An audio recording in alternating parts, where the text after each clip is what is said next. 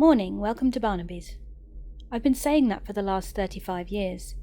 Hi, I'm Pat Barnaby. I own this place. I've seen some really strange and horrible things happen here, but before I can get into that, let me give you a little bit of background on this place. Barnaby's is a very old store. It's been in my family for generations, going all the way back to my great-great-great-grandfather in the 1920s. He built this place and I tried to keep its function and decor as original as possible, but with a few upgrades to keep up with the times. I've been told by various family members that he won this piece of land in a poker game. They say he won with aces and eights, the dead man's hand. For those of you that don't know why they call it that, it's because that's the poker hand that frontier lawman Wild Bill Hickok was said to be holding when he was shot from behind and killed by Jack McCall.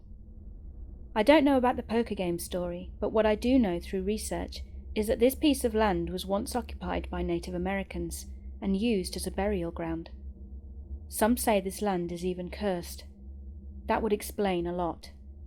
I didn't really believe in such things, but I do now. So I've asked all my employees, past and present, to write down any stories of horrible events or strange occurrences that they have witnessed, and then give them to me. I've got a couple so far, so I thought I'd write down my own. This is why I started my research.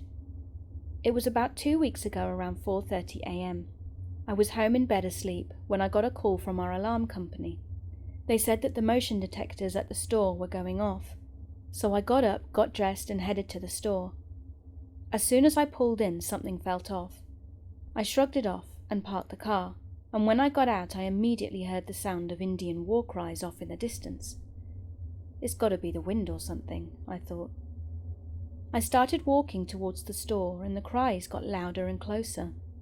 Then the sound of galloping horses came, along with the war cries.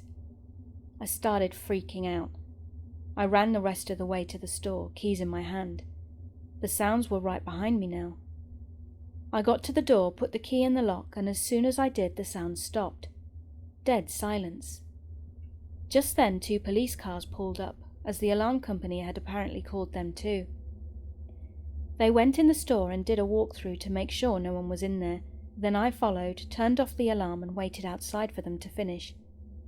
They came out about 20 minutes later and said everything was clear. Then they left. It was about 5:30 a.m. now, so I figured I might as well stay here since the store opens at 7. No sense in going home just to turn around and come back an hour later, right? So I caught up on some paperwork, straightened up some displays and opened the store at 7. Nothing really eventful happened that day. I got that uneasy feeling a couple of times, and I kept seeing out of the corner of my eyes what looked like Native Americans standing in the aisles, in the bathrooms, and even at the registers, but that was it. I left around 1:30, got to my car and suddenly saw something that chilled me to the bone. It was a rock in the shape of an arrowhead, and it was sitting in my passenger seat. How the hell did that get there? I know my car was locked. I was afraid to touch it, so I just left it there. I drove home trying not to look at it, but couldn't help myself. It was like it was calling me. I got home and put it on the mantel over my fireplace, but the next day it was in my upstairs bathroom. Then the day after that, my dining room. It showed up in a different room in the house every single day after that. I don't want to get rid of it because I'm scared of what might happen. Last night I dreamt there was a Native American standing at the foot of my bed, and today I woke up with that arrowhead sitting on my chest.